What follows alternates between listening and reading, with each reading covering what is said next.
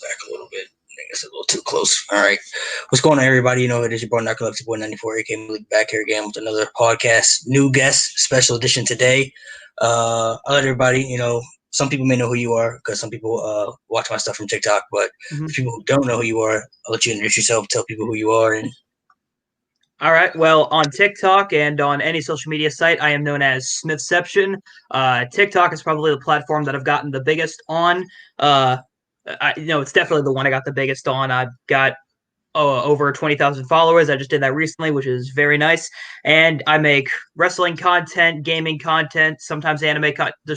I talk about whatever I want to talk about, and I do whatever I want to do.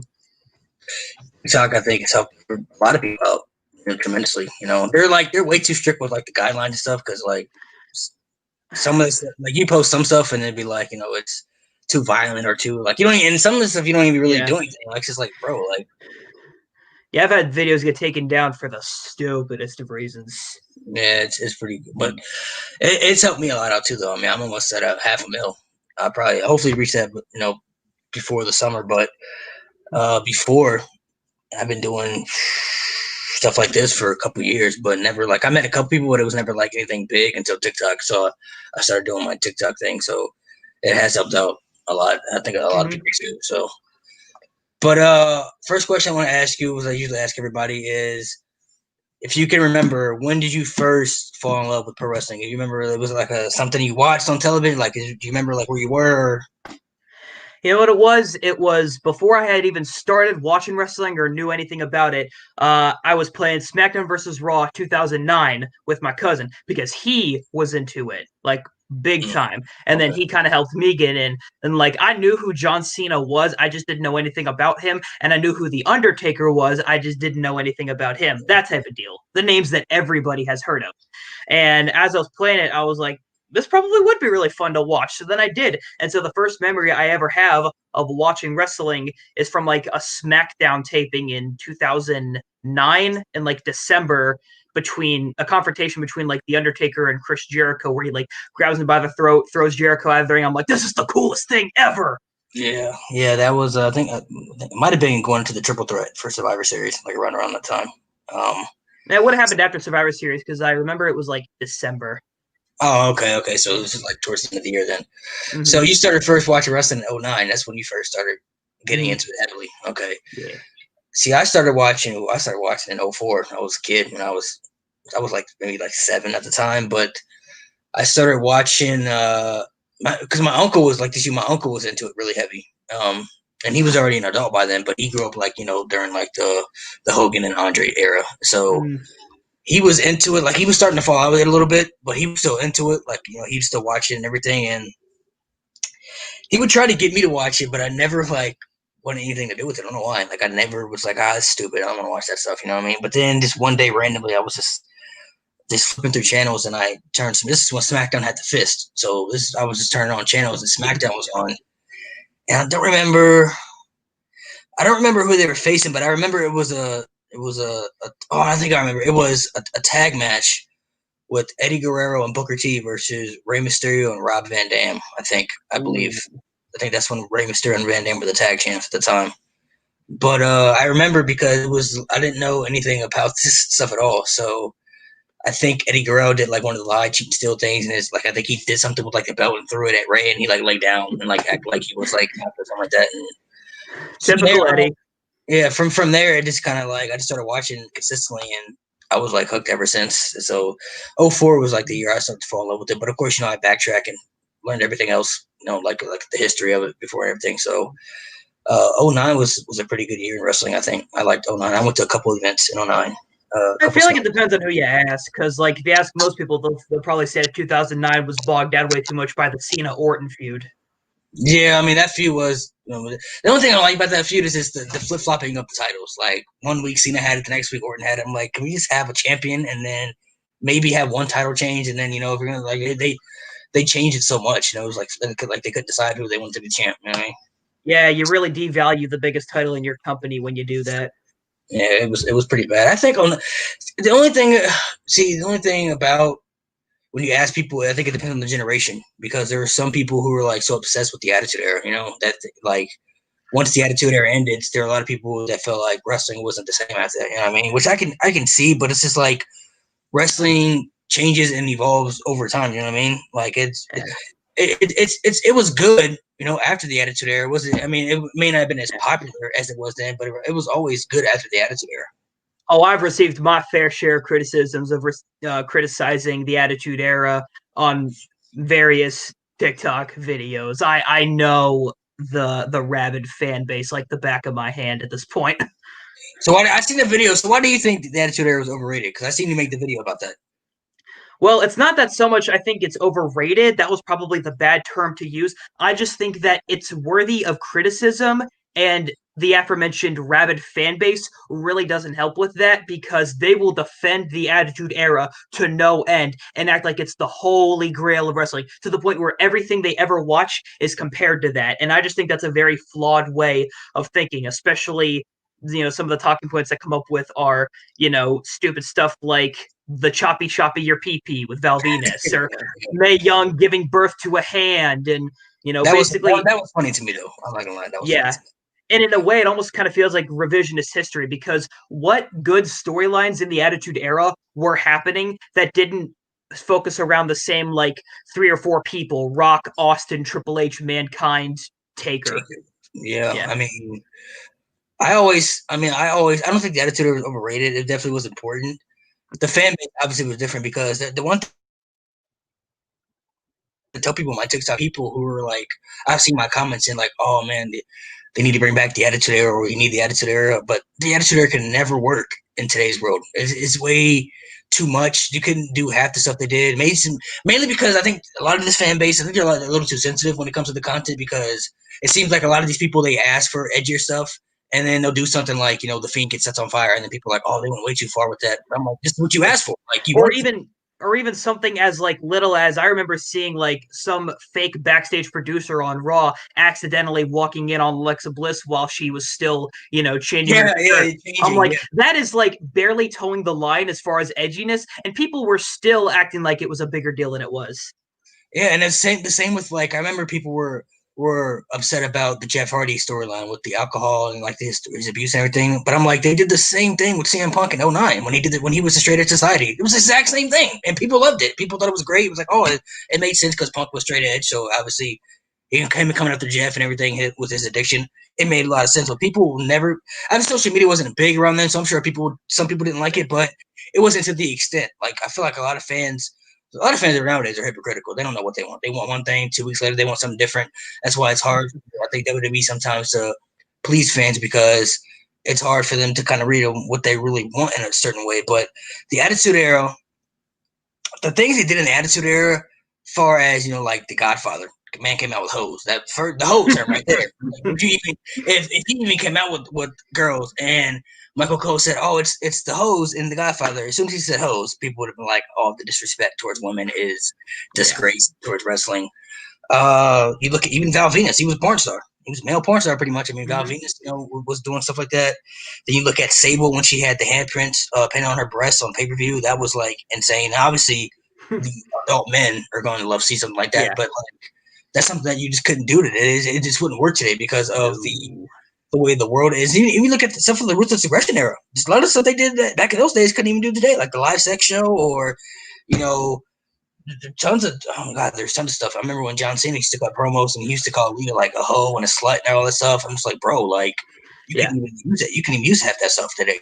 The most recent memory I have of anybody even doing anything similar to that was, I think, either late 2011 or early 2012. It was around the time of like the Zack Ryder storyline when like Eve screwed over Zack Ryder, and and John Cena just straight up calls Eve a hoeski and says that the women's division is just a bunch of scandalous bitches. I'm like, I'm surprised that they even let him get away with saying that in that time. And that was like 2011, 2012. We were already way past the Ruthless Aggression era at that point.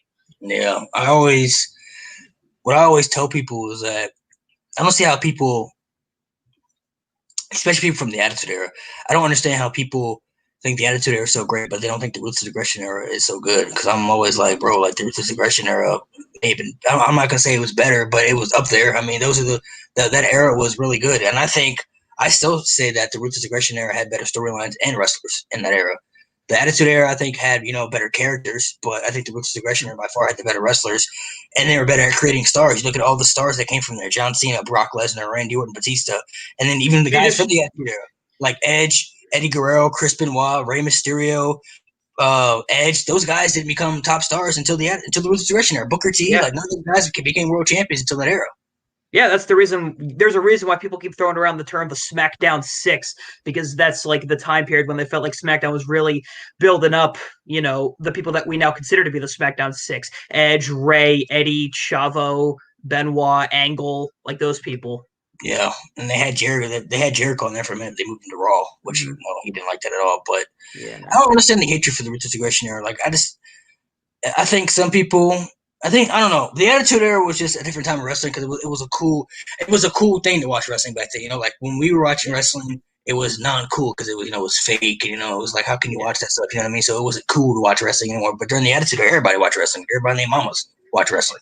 Yeah, the Attitude Era was probably the closest to like mainstream popularity since like the Hulk Hogan days that the wrestling business probably ever experienced, because it was responsible for producing some of like the highest drawing segments, highest drawing, events, most over superstars, Yeah, I mean, the Attitude Era was very important because, man, who knows if it wasn't for that era, what we're wrestling would be today. You know what I'm saying? But you know what I compare it to? I compare it to ECW, and I've heard Paul Heyman, the guy who owned ECW, use this exact phrase. It was lightning in a bottle. It was the perfect thing to happen at the perfect time, but because because the stars aligned at that right moment to have all of that happen, it can't be replicated, as it shouldn't be.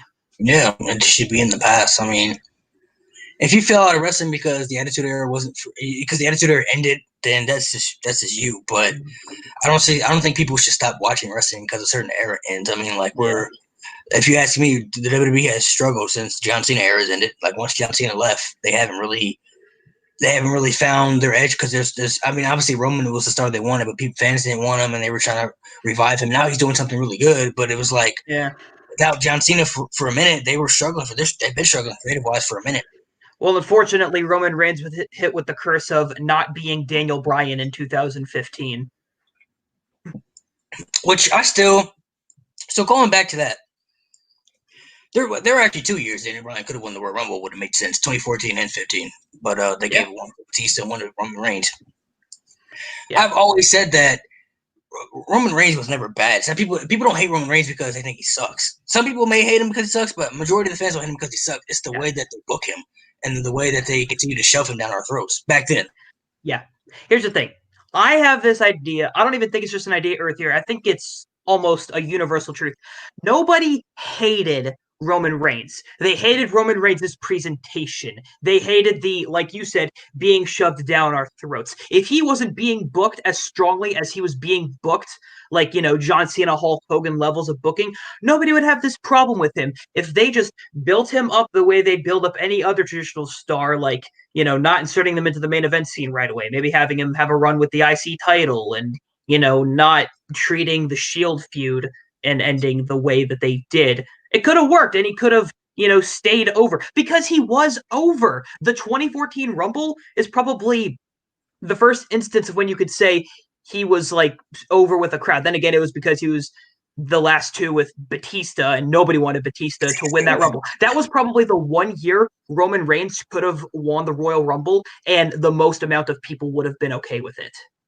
Yeah, he was over in 2014, especially when he came. You remember when he came back from that hernia injury at TLC, and he got a big, reaction that night. Yeah. It was until the Rumble when, people. I still think they should have just did the main event, Brock Lesnar versus Daniel Bryan, and you still could have booked the match the exact same way and had the exact same outcome, because it would have made a lot of sense. You still could have had Daniel Bryan, who was going against Brock, and Brock back then felt unstoppable. He felt like a legit unstoppable monster right there. So now Daniel Bryan's the underdog, which gives him the underdog story again. Okay, you know what? Last year he beat the Authority, got hurt unfortunately. Now he's back. He wants to take his spot back. Now to get the belt back. Now he has to go through fucking Brock Lesnar. So now it's like, oh god, I gotta climb this mountain. This is like fighting Triple H and Batista and Randy Orton all at once. You know what I mean? So yeah. The unfortunate truth about Daniel Bryan that they did acknowledge and made a whole storyline about it to give him his WrestleMania moment was that he just doesn't fit the mold, the Vince McMahon mold of what makes a top guy in the company, because we're still operating the assumption that there has to be one guy in the company. Not only that, whether you like Daniel Bryan or not, one thing that's been consistent about him is that he's injury prone. There's a reason why he was retired for like 2.5 years or 3 years, however long it was. Like, you can't build a company when that's your formula around a guy who doesn't fit the Vince McMahon mold, is injury prone, and this didn't become a big thing until recently, but won't go to Saudi Arabia. Yeah, I mean, I said in the beginning, you know, Daniel Bryan was starting around in 2013. He was already over, and they already had the perfect storyline booked. That's why the WrestleMania 30 and 31, those weren't bad WrestleManias, but they could have been booked so differently, because when Randy cashed in on Daniel Bryan at SummerSlam, instantly right there, that should have been the main event WrestleMania right there. Once Daniel Bryan, excuse me, you kept building him up slowly and slowly, and you added the Authority in, because Randy Orton was already representing the Authority after that point. So he was already part of the Authority. He was representing him as the guy. He beat Cena for the double belts at TLC. You could have Bryan win the Rumble. Okay, that gives him the excuse to get into WrestleMania because he won the Rumble, so he earned the right to. You could have still built it up as the B-plus player. Randy Orton was the guy then at the time, he wasn't obviously the face, because John Cena was always the face, but he was still the top guy. He was a double champ. You could have built it up easily, and that could have been the main event right there. Daniel Bryan could have got his moment. Now, obviously, he got hurt and injured, which, you know, he was injured at the time, but still, the year prior, if you'd have had him face Lesnar in the main event, fans would have went crazy for that match, because if you had Rollins cash in at the end, okay, people may have been a little upset that Daniel Bryan win, but it would still have been a shocking moment, and then you still could have set up a feud between Bryan and Rollins for after WrestleMania, because with Rollins and Daniel Bryan, because obviously Lesnar was going to leave after WrestleMania, he wasn't going to stay, so that's why he got the belt. But I think it would just been so much better, and you could have had to build Roman up slowly. You should have had Roman Reigns fight Rusev that year at WrestleMania for the U.S. belt, because even though Roman Reigns, some people, you know, I was like, he could have represented America. Some people were like, oh, he's Samoan. He's still American. He was born in America. He was raised in America. He could have represented America easily. It would have built him up slowly. Now, the only bad thing about that is we wouldn't have got the open challenge for Cena, which was really good, actually. That, you know, made the belt feel very important, but that would have been the only bad part to it. But there are different things that they could have did around that time. I think he would have made WrestleMania maybe a little bit better than it was, but that's just me. I think the defining theme here, or the one thing that kind of ties every talking point we've been talking about here, is that no matter what decision they would have made, we all know they would have made like 10 decisions that we all hated after that happened. Right. No matter what they did. Yeah, I think so too. So, so going back to when you were a kid, who was the first wrestler that you fell in love with, or was like your favorite? We all had the one wrestler. Okay, so I was the stereotypical kid wrestling fan, rooted for every babyface and booed every single heel. So naturally, John Cena became my favorite. Now, right. I was also a huge fan of The Undertaker, and The Undertaker is now my all-time favorite wrestler, you know, if you include everybody, not just currently active. So yeah, it was basically John Cena and The Undertaker. Then as I got older, I was still a John Cena fan because I never hated John Cena. I was because I was able to, or I was growing up during like, you know, kind of the last half or the tail end of the Cena wins lol era. But as I was getting a little bit older, my trio of favorites to root for became like John Cena, CM Punk, and Sheamus. Sheamus, really? That's good. Yeah, I have never not been a fan of Sheamus. Yeah, Sheamus wasn't like one of my favorites, but Sheamus was always cool to me. Sheamus was just like in the middle. Like I don't like him, but I didn't dislike him either. I mean, yeah, that's how I felt about Sheamus. Sheamus was always cool to me though. I always like Sheamus. CM Punk was my. You already know how I feel about CM Punk. CM Punk was my guy, dude. He was one of my favorites. Probably.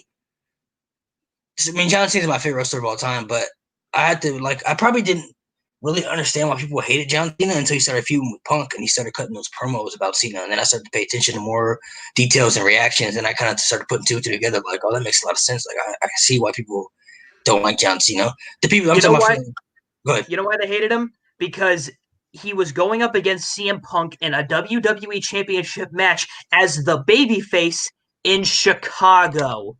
Right. And then a couple years later, or like however long it was after that, when they were first booking Punk with Heyman, they had CM Punk turn heel against Cena, also in Chicago.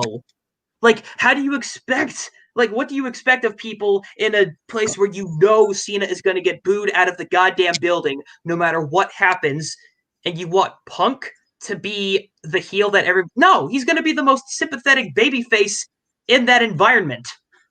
Sometimes I think they do things like that on purpose. That's just me, because like there's certain things. You know they do. There's certain things that make a lot of sense that they just do purposely. So I'm just like, okay, I would say they're probably doing that purposely. But I want to talk about this. So we did a video a while ago, and you and I about CM Punk about the title reign. This is like months and months ago, and I duetted somebody's video about because he had it was disagreements about how the title reign was booked, or this and this and that. So I think this is how I look at it. CM Punk to me should have main evented WrestleMania 29. I still believe that he should have got the main event that year. I understand why he didn't get the first year, because obviously Rock and Cena, that was once they announced that a year prior, nothing was gonna be the main event over that. So I understand that, but he was the champ for a year, and to me, the beginning of his title run didn't even feel important because he was never main eventing anything. It was always John Cena versus Kane, or John Cena and John Laurinaitis, or John Cena and Big Show. It was always John Cena. So I'm like, why is John Cena not the champ? If he's gonna be the main event, just put the belt on him. And Punk was the babyface before he turned heel. No, he was the babyface, but he was never main eventing stuff. Then he turned heel. Then he started getting the main event stuff. He started to build up slowly, which was really good. But then they had him drop the belt to The Rock. And I love The Rock. I think everybody loves The Rock. But The Rock didn't need the belt. You know what I'm saying? He didn't need the WWE title. You didn't have to have Cena versus Rock, too, for the championship. If you wanted to give John Cena that win back, whatever, fine.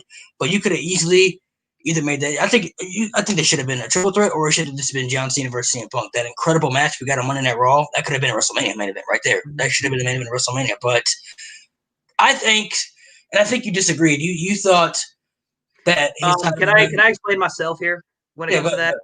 Okay, yeah. So the reason why I disagreed is because it kind of made it seem like you were bashing Punk as a result of that, and I was like, I don't understand how you can bash Punk because of that when the booking and where he falls on the card, regardless of what belt he's holding, is completely out of his control. So to say that he was not a good champion just because of his placement on the card is kind of unfair. And one of the points I brought up was that if what he said on the Art of Wrestling podcast with Cole Cabana is to be believed, he was just constantly fighting to be the established champion that he wanted. He wanted to be on the level of guys like Brock, Taker, Cena, Rock, but they never viewed him that way, no matter how much he tried to plead his case. And that's why he never got the main event spots that he felt like he deserved. And it's not something that's unique to Punk, because how many times has there been a WWE champion that wasn't John Cena, Randy Orton, or Roman Reigns, or any of those guys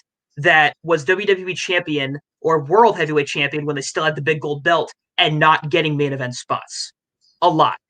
Yeah, that's true. I just think I wasn't blaming Punk, because obviously it's out of his control. He's not the booker, but the title run just didn't feel important because, like I said, he was never in the main events. I understand why he didn't main event WrestleMania 28. That made sense. Okay, cool. But like the next pay-per-view, okay, Brock comes back. Cena and Brock in the main event, fine. Okay, Brock's first match back. Obviously, he's going to be in the main event. Cool, whatever.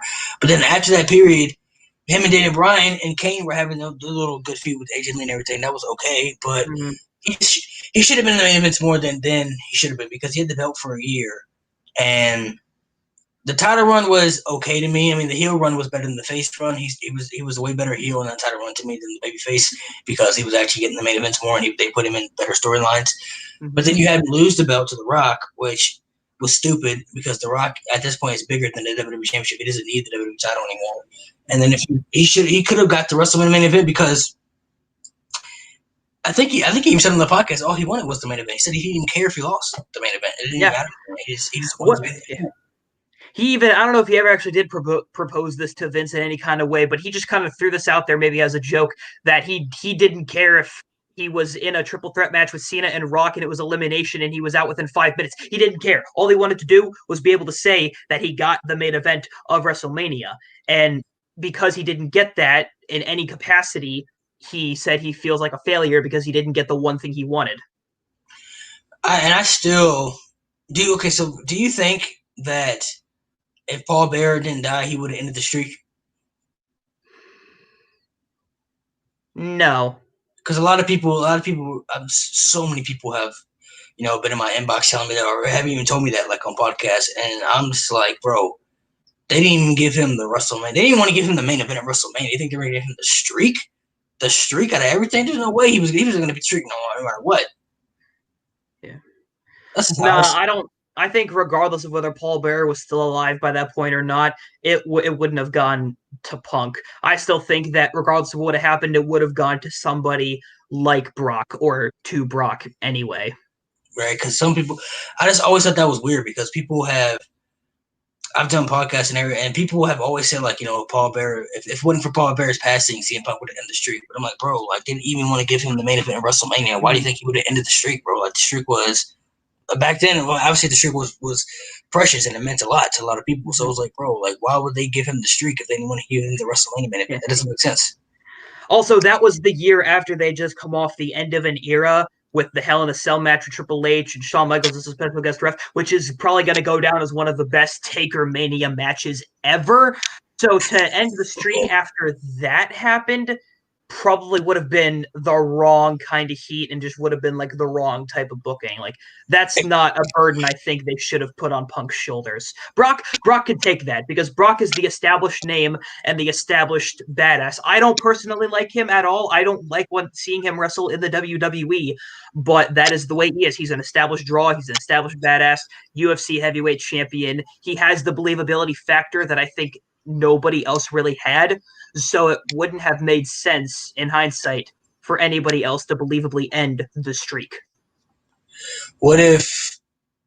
So I agree with you on that. I mean, Brock. That's why I'm always like 50-50 on it because Brock didn't need the streak, but he was obviously very believable to beat the streak. So it makes it like like they could have gave to somebody else. Like if the Fiend was around back then, the Fiend would have been perfect for the streak to me, but because he would have been super believable too, and it would have helped him out even more. It would have transcended his character and his mobility. Yeah. But I feel like going back to that WrestleMania, I had a feeling like something. I had a feeling that Brock was going to the streak. Like I didn't like. Obviously, you still thought Taker was going to win, but something was telling me like, man, like. He's very believable to do it. So, like, if they're going to do it today, because at this point, I didn't think the match with John Cena was going to happen. That was the match that everybody wanted to see was him and John Cena, and they waited way too long to do it. And when they did it, it was like 2 minutes, which I'll never understand. But I just felt like if they're not going to have John Cena, because I always felt like John Cena could have done it if he'd have turned heel. Because if John Cena would have broke the streak and like cheated in the match to break the streak and turned heel, that would have been like Hulk Hogan Bash to the Beach type heel heat. Like this shit would have been crazy. People would have lost their minds. I think it would have been one of the greatest heel turns ever. But that just, to me, they're never going to do it. But so if it was Brock, because I still thought if he was going to walk away, it could have been after the end of the Era match, after the Hell in a Cell match. It would have been the perfect time for him to walk away right there. I mean, the match was absolutely one of the greatest matches I've ever seen in my life.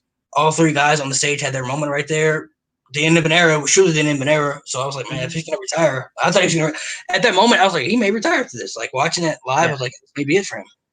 And then we had to see the end of an era get resurrected again, like 5-6 years later at the Super Showdown event and at fucking Crown Jewel of all things. Oh yeah, well, let's not get into that. That is not a rabbit hole we want to go down.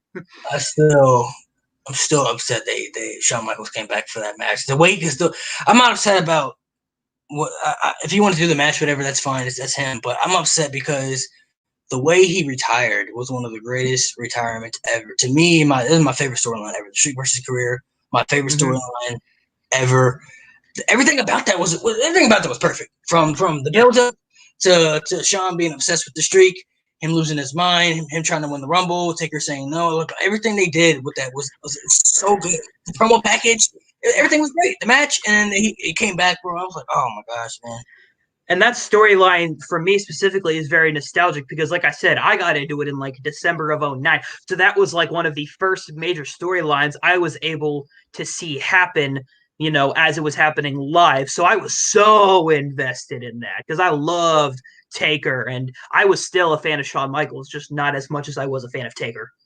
Yeah, that storyline was so highly incredible. What are some of your other favorite storylines, maybe past or present? Let's see.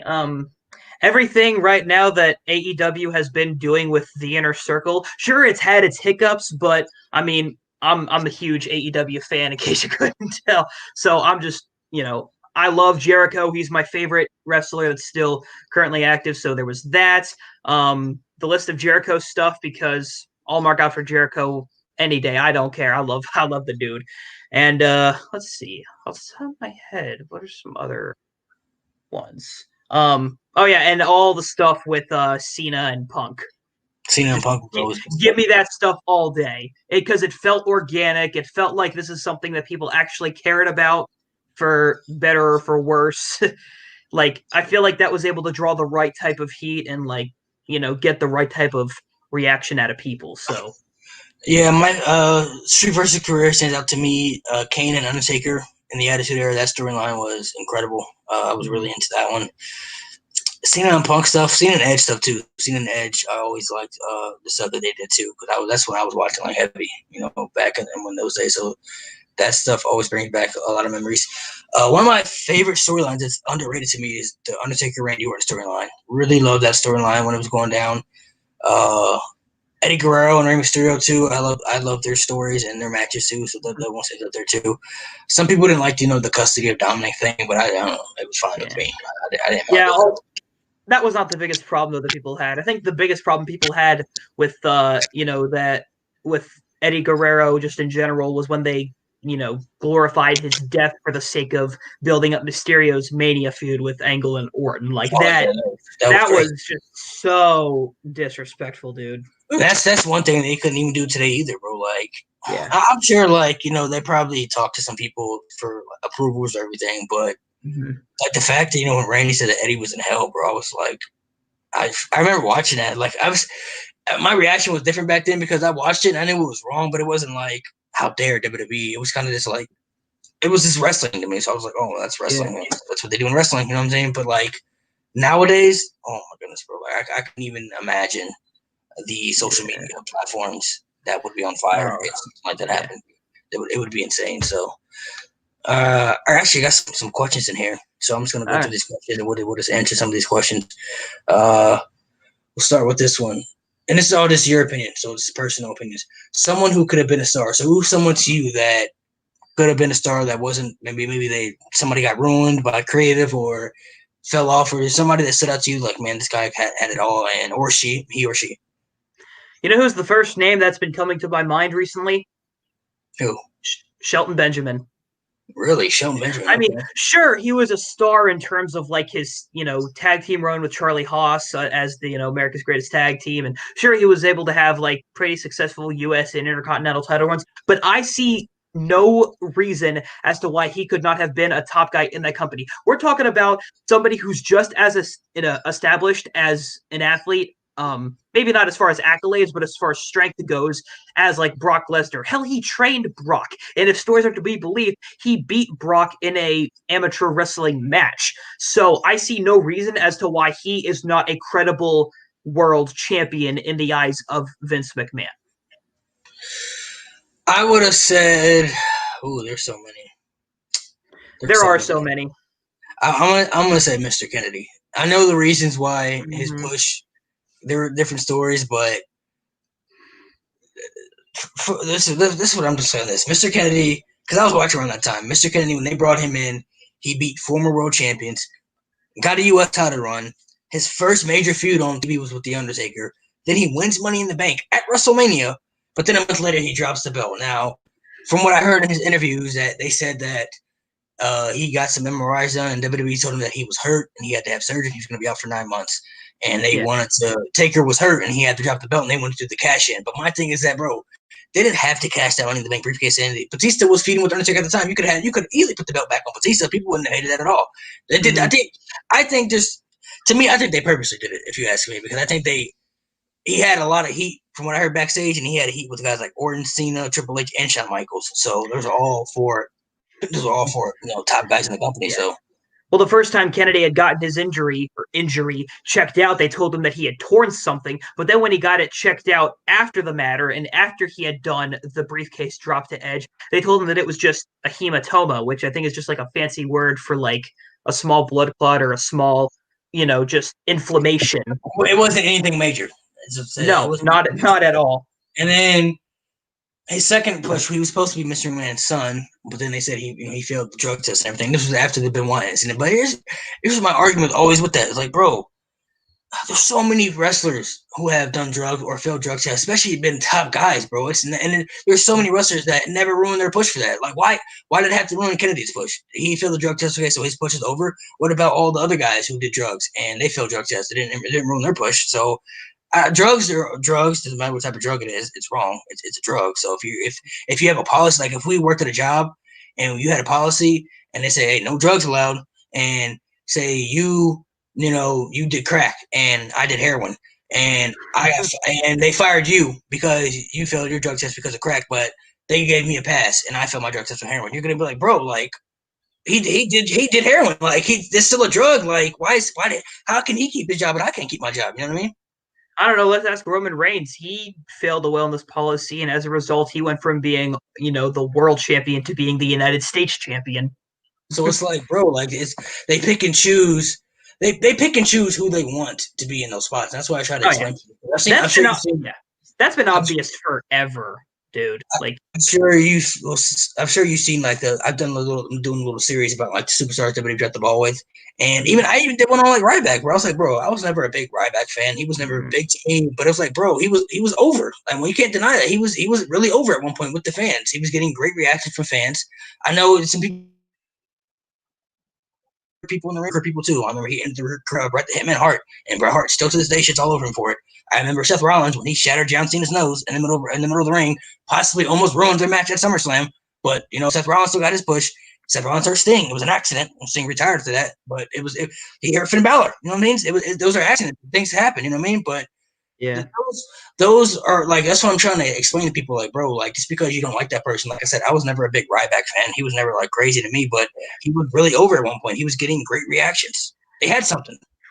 Yeah, I know. I just kind of get the feeling that if they would have kept, Ryback going, I mean, they did keep Ryback signed, for however many years as they did, but I also kind of got the feeling that he would eventually gotten into like Nia Jax territory of hurting people, because he hurt CM Punk not once but twice. Punk said that the second time, whenever he got gorilla press slammed through the table, but he missed the table and then ended up twisting his pelvis. He was like, "There is no way in hell that this guy, that this wasn't an accident. Either he was doing it on purpose or he is just really stupid and just bad at his job." Yeah, and I can understand that too. Like I get those reasons too, but when people bring up those arguments, I'm always like, bro, there were other wrestlers out there that always hurt people too, bro, and that never ruined their push. Like I said, Goldberg hurt a lot of people. They said he hurt a lot of people, but Goldberg's push never got ended because Goldberg was over and he was hot. He was making the company a lot of money, so they're going to continue to push him. It's like, bro, like they can push these people like with Nakamura, right? Nakamura comes up, great momentum. He wins the Rumble, and I'm like, oh, they're actually going to do good things with him. Holy shit, he wins the Rumble. He's going to go to WrestleMania. I'm like, oh, he's going to be AJ. They might actually push this guy. Then he loses the AJ. And not only did he lose the AJ, then he turns heel in the match after. I'm like, bro, why are you turning this guy heel when he's like one of your hottest babyfaces at the time? And then after that, they're kind of starting to pick him up back in. But it's like, bro, that was 3 years ago. Like, just imagine what he could have been now. That's the WWE cycle. They do what they want. They do what they want. They do what they want. They give the crowd some of what they want just that they can say, yeah, we finally did that. Here you guys go. And then they go back to doing what they want again. It's what happened with Nakamura's push. It's what happened with Kofi's push. It's what happened with Zack Ryder winning the IC title and giving it up on the next, taping of the show that he was on at the time. Like, it's an endless cycle. Yeah, Rusev. Same way. I mean, You know it's a cycle when there are countless examples of it happening. That's what I'm saying. I'm just like, bro, like, why couldn't Rusev? Jinder Mahal got to be WWE champion, but not Rusev? What? Like, that doesn't make sense. And I never hated Jinder Mahal. Jinder Mahal was cool to me. I was like, bro, but like, come on. You let Jinder Mahal win the belt. Jinder Mahal a month ago was in catering. He wasn't doing anything. And then a month later, he wins the belt. Like, what? He had no build up, no push or anything. He was literally sitting in the backstage eating catering. And then a month later, he's the WWE champion. That's why the Jinder Mahal WWE title run should have never happened. He was not a believable star, especially not somebody believable enough to beat somebody the likes of Randy Orton. Are you kidding me?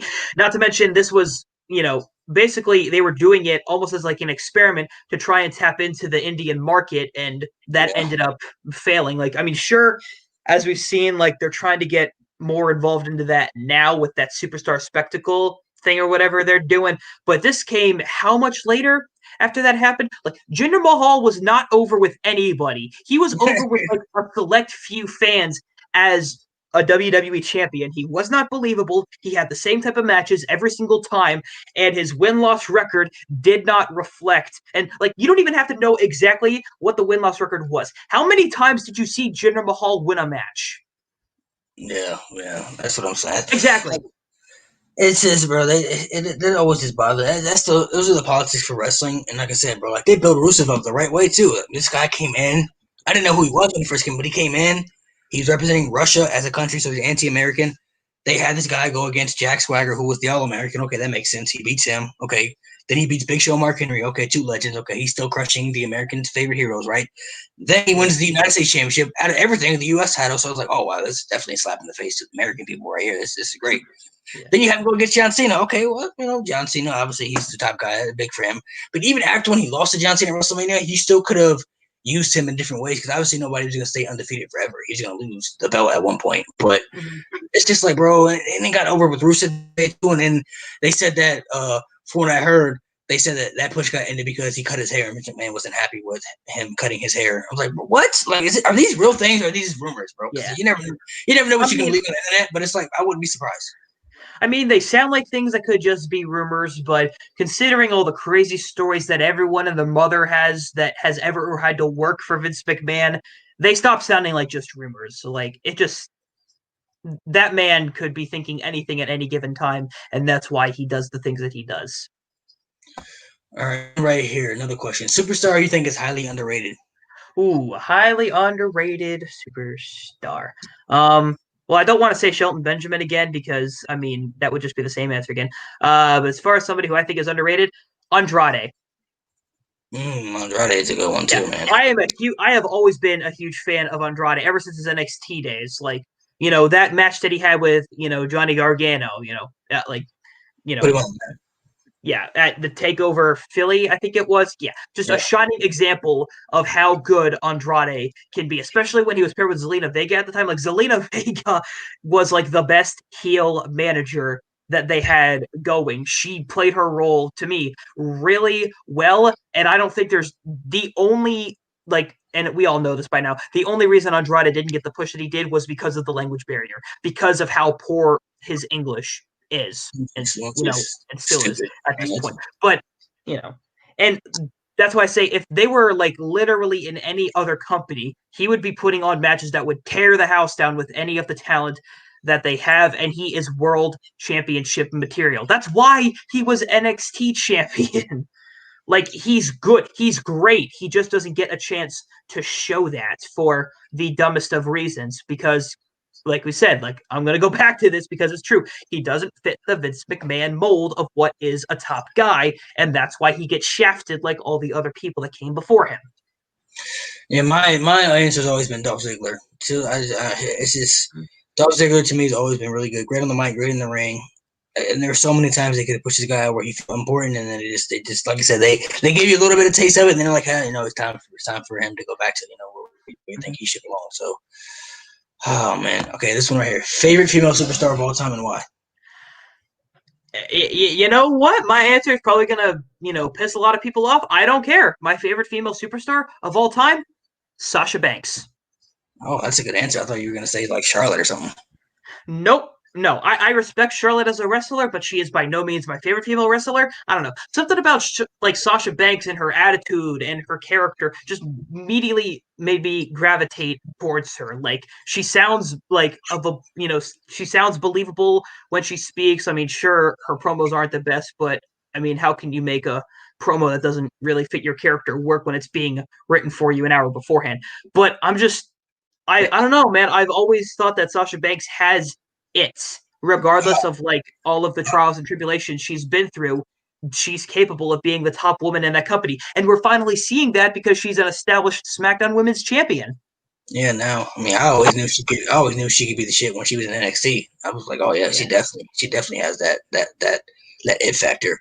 My favorite female superstar of all time is Lita. Everybody knows Lita was always my favorite. Man, to me, this is back when women's wrestling was divas, so it was a little different back then. But she never felt like a real diva to me because she dressed different. She had the tattoo. You know what I'm saying? She wrestled different. She did high flying stuff.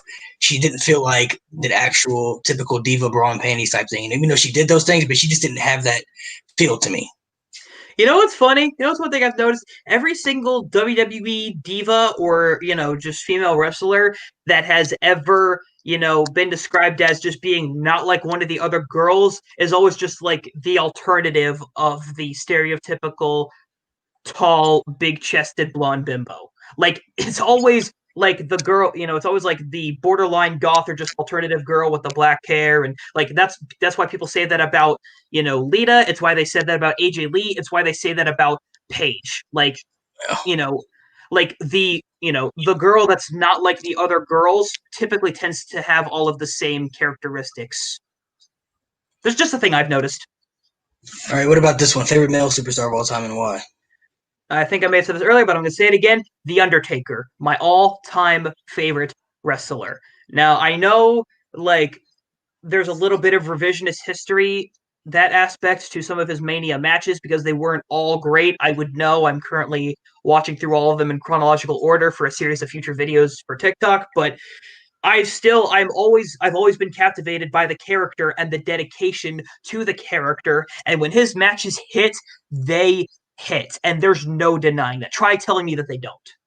No, they definitely do. Undertaker is my second favorite wrestler of all time, behind John Cena. So John Cena is my favorite of all time. One of my childhood idols as a kid, but John Cena, even though he's my favorite, Undertaker has always been my second favorite wrestler of all time.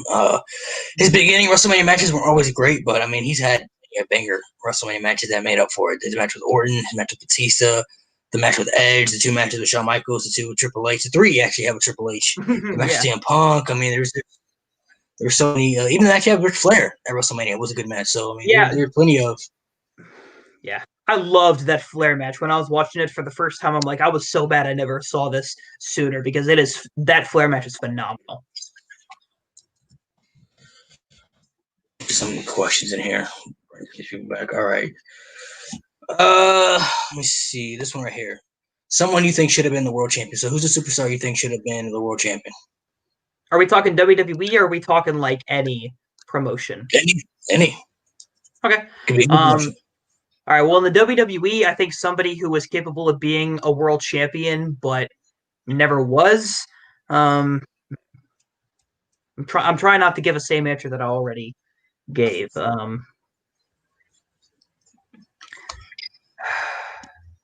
This shouldn't be a tough answer, but for some reason, I'll give you mine. Mine, hands down, is Mr. Perfect. Mr. Perfect should have easily been a world champion at least once. You could at least just gave this man one title run. I don't see how he was never world champion. It's criminal, if you ask me. Yeah, I think the reason why this question is so hard, because a lot of the names are either ones that we've already said, or there are people that did have a run with a world championship of some kind, but the run was so bad that it may as well have not even happened. Yeah. Owen Hart's another name. Owen Hart could have easily been the world champion. So to this day, I think he should have beat Brett at SummerSlam in '94. I think it would have been the perfect time to put the belt on him. $1 million man, Ted DiBiase, one of the greatest heels of all time. Ted DiBiase could have easily been the world champion. You know what my answer is that just came to my head? Matt Hardy. Matt Hardy could have been it. Matt Hardy's another good one too. Matt Hardy should have been the world champion at least once too. Like he could have been the world heavyweight champion at least once. Like, come on, man. Like, I mean, for the most part, I've always been a bigger fan of Matt Hardy than I was, of Jeff. So I've always, viewed Matt Hardy as like somebody who could be a top guy in any company that isn't. And I know he was like a TNA world champion, but TNA is TNA. It has its stigma to it. If we're talking the grandest stage of them all, that is the WWE, Matt Hardy could have very easily been a world champion the same way that Jeff Hardy was. I agree, 100%. What's one thing that happened in wrestling that you will never get over? One thing that pissed you off, anything that you will never maybe forgive creative for, or it was the stupidest thing you ever saw that you would just never let go? Kofi Kingston losing the WWE Championship in 6 seconds. Yeah, that was like if you spend months, beating guys like Randy Orton, Kevin Owens, Dolph Ziggler, Samoa Joe, and your run lasts as long as a Vine, or I mean, the manner in which you lose the title lasts as long as a Vine, like, come on, dude. It buries everybody, and I'm not the only one that's ever used this argument. It buries every single person that he ever had to beat to do it, because you're saying that, this person can be beat in 7 seconds, which means, and they were able to beat, everybody that came before them, which means those people really must be terrible if this guy can lose it in such quick succession. I mean, sure, it was to Brock, who is used to doing things like this all the time, but was just such a slap in the face. And, unlike the ending of the streak, I think it's the one thing that I won't ever actually get over. I couldn't believe it when I first saw it. I mean, I was a little curious about the match because I felt Kofi was going to lose, but I was like, you know what? I mean, Brock's having a match on television. Like, this is, I got to watch this, right? I mean, it's going to bring attention to it.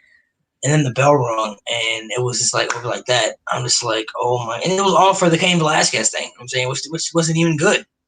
Yeah, the dude who came in to have one match and then got released along with all the other releases anyway. I was like, bro, like I can't believe they brought this guy in. Yeah.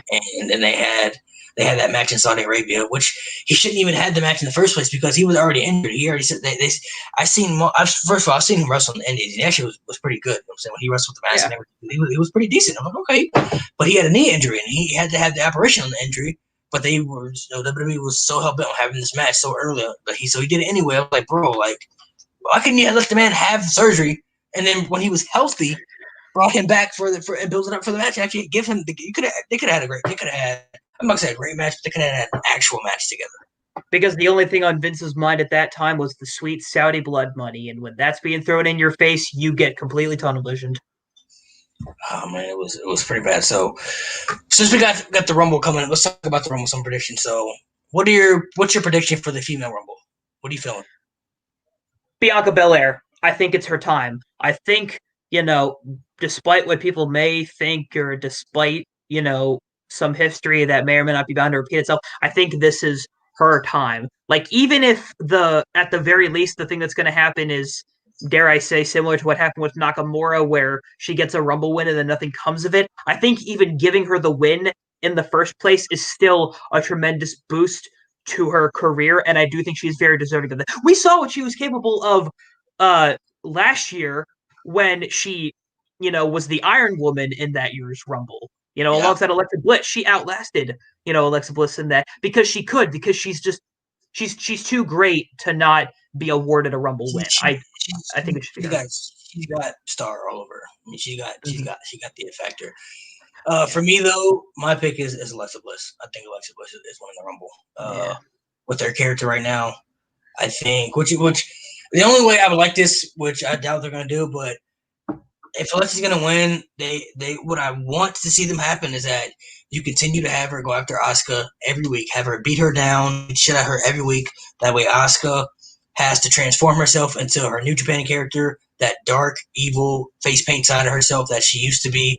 And then at WrestleMania, you have a money match between this new transformation dark side of Asuka with this psychopath possessed version of Alexa Bliss. It has money written all over it to me. If you ask me, I think that would be money. The only problem I have with Alexa Bliss winning the Royal Rumble, especially now that she's like this demon character that's, following in the Fiend's footsteps, is the same reason I have that I don't want the Fiend winning the Royal Rumble or being in any kind of title picture. Because that's not a character whose storylines include belts. Yes. Yeah, include belts. That was the problem with the initial Hell in a Cell match and then the Crown Jewel match is, like that's not the type of stories you tell with a character like that's being treated as this, superhuman entity. Like, because as soon as you put it on a belt, or put a belt on them, you humanize them because eventually they're going to have to lose it. And he did lose it in what can arguably be the shittiest way possible. Yeah, I agree with you. I don't think the Fiend or Alexa Bliss, they don't need championships, but the way WWE books things, I don't see them putting it on Bianca Belair, which I would be okay for it. Even if Bayley won, I'd be okay if Bayley won, but I just feel like Alexa Bliss is going to be the person they're going to give it to. You're probably right, and I hate that you're right. And I think I think Bianca and Sasha could still have a match at WrestleMania, but she'll probably win the Chamber or something. It won't be, through the Rumble. I think she'll probably get in the Chamber and win the Elimination Chamber that way. If she does win the Rumble, I'm not against that at all. 100%. I'd totally be happy for Bianca Belair, but I feel like Alexa Bliss is going to be the favorite this year to win it. Maybe, and like you said, if Bianca even doesn't win the Rumble, I feel like a Chamber win is still just as much of a hurdle that she needs to get over to get, because I feel like that will establish her just as much as a Rumble win would. I think from what I've heard that they're talking on doing a triple threat with her, Bayley, and Sasha at WrestleMania, which I would be fine with because it gets Bayley some. Which I've always liked Bayley. I think Bayley's great, and it would give Bayley something to do. So the triple threat would be good. You know what I'm saying? I think I would be for that, but I just feel unless and I know some people want this to happen. So let's talk about some surprise returns for the female Rumble first. So what are some surprise returns from NXT? They're not really surprise returns, but do you feel like any legends may come back, or you see who's people from NXT you think could be in the Rumble? I feel like we're gonna get at least like 2 or 3 legends, because with their women's division already being smaller than the men's division, despite still being a very solid one, you're always going to have it be filled with a lot of NXT talent because their main roster talent just isn't enough to make 30 women battle royal of any kind. And like I said, there's always going to be at least 2 or 3. We might get Lita again. We might get Trish again. I wouldn't throw that out of the picture. I wouldn't be surprised if they brought back let's see, who's another one they could throw in there. I wouldn't be surprised if we got like an Ivory, like just randomly. I think Melina's going to be in it this year because she was at the Raw, the Raw show they had a while ago for it, and there were already rumors about her being in it last year. Victoria, I think, could be in it because there were rumors about her being in it last year too, which were like heavy rumors. Mm-hmm. So those two got legends wise. Yeah, one surprise that I know is not going to happen just because of the stigma around her, despite how great of a worker she is, Tessa Blanchard. As objectively great of a match, I think it would make it, and as much of a pop I think she would get if there was a crowd doing it. Her reputation in that community now, or in the industry, is so bad that it wouldn't be worth all of the backlash that she would get with all of the people that she allegedly wronged. Yeah. It's a nice thought, but it's a nice thought, but I don't think it would get the same type of reaction. From NXT though, I could definitely see maybe Ember Moon being in there, or maybe like Candice LeRae because she's been in the last couple ones. Rhea Ripley for sure, I think is going to be in there. She may be coming to the roster sooner than later. So pick any popular name out of the NXT Women's division, they're gonna be in the Rumble because they need those spots to fill. I know some people, so I think we have to talk about that. I know because we don't about TikTok. There's some people who think Becky could come back, some people who don't think she come back. I'll say this. I think, is it possible? Yes, but I don't see it happening. I don't see it happening either. I'm inclined to believe that she's never going to return. Ever? You don't think she's ever coming back?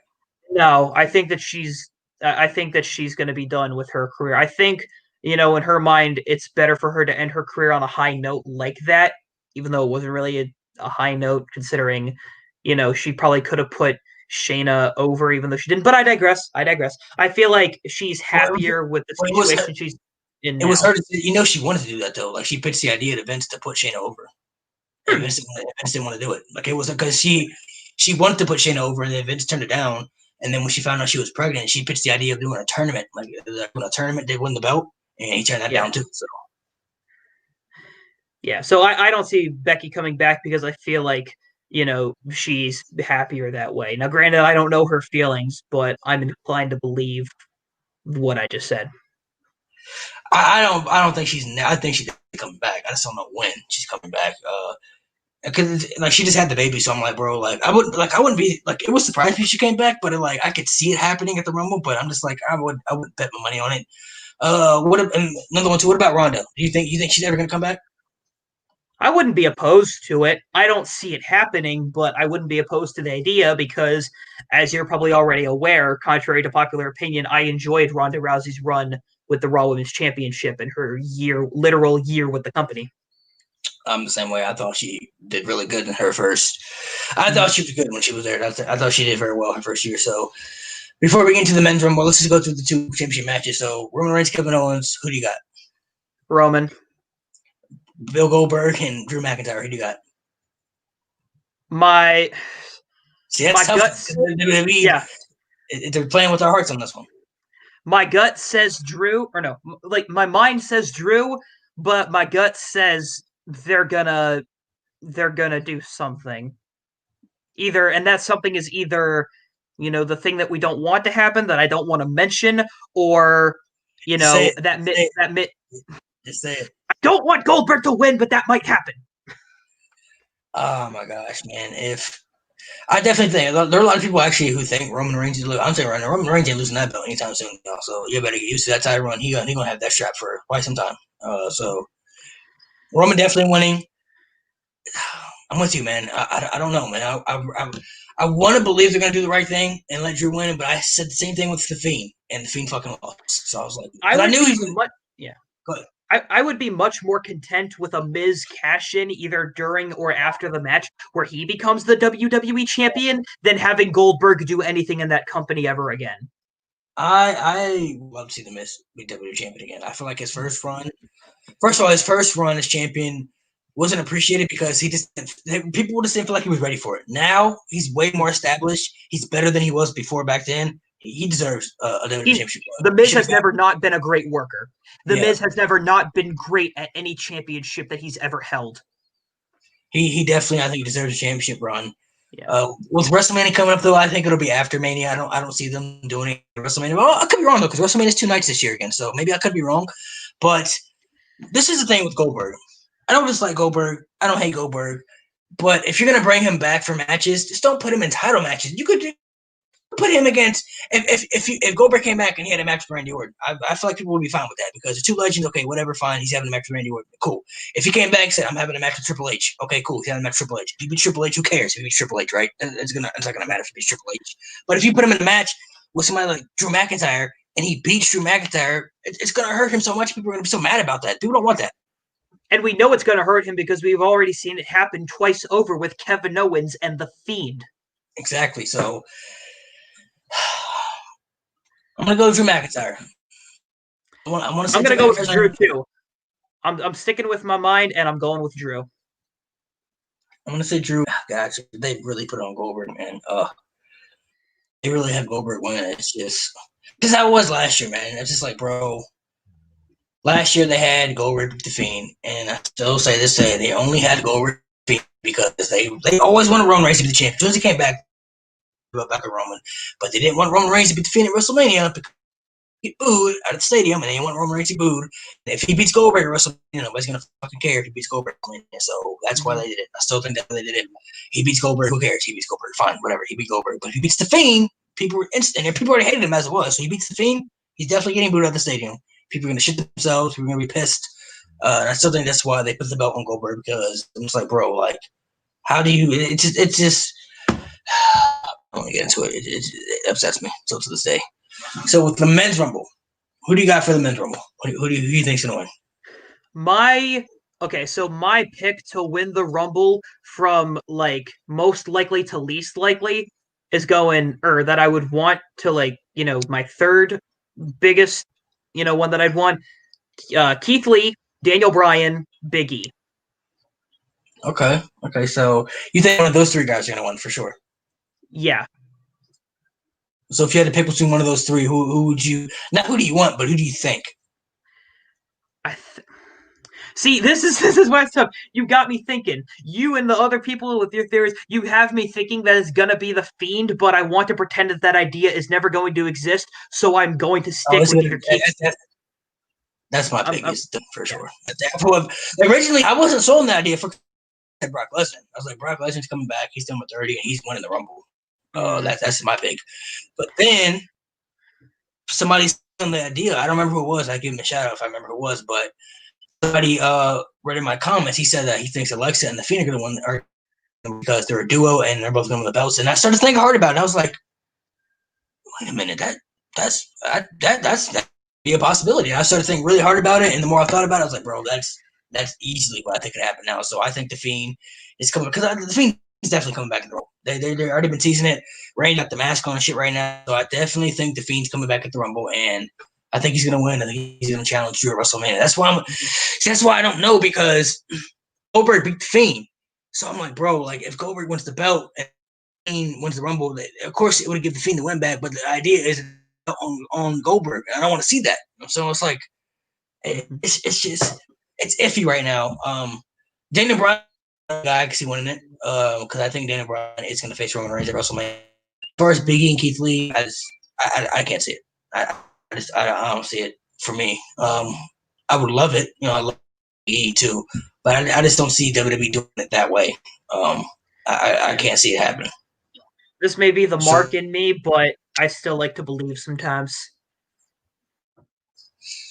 So what about some surprise returns? What do you see happening for some surprise returns for the men's part? Let's see. As far as surprise returns go, I could definitely see Seth Rollins. That's probably the name that sticks out the most because I feel like he could come back way more easily than Becky could for obvious reasons. As far as like surprise, I'll throw out some names. So what about Edge? You see Edge coming back in the Rumble? Yes or no? Yeah, Edge. I could definitely see that happening as well. I think Edge is coming back too because I think the Fiend's gonna win. I think Edge is gonna come back and continue his feud with Orton for WrestleMania. So Edge possibly. What about Brock Lesnar?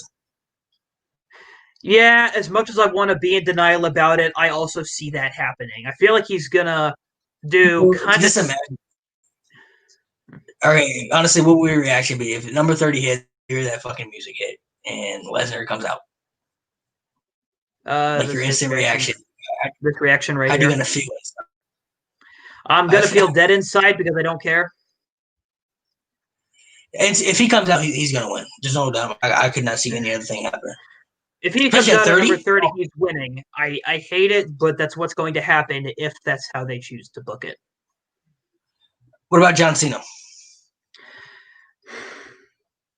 I feel like out of all of the legends' names that have been tossed around the most, I feel like he's the least likely to do it. I wouldn't be surprised if he never stepped foot in a ring to do a traditional match ever again. I don't think Cena's coming back into WrestleMania for sure, so I don't see Cena making a comeback for the Rumble.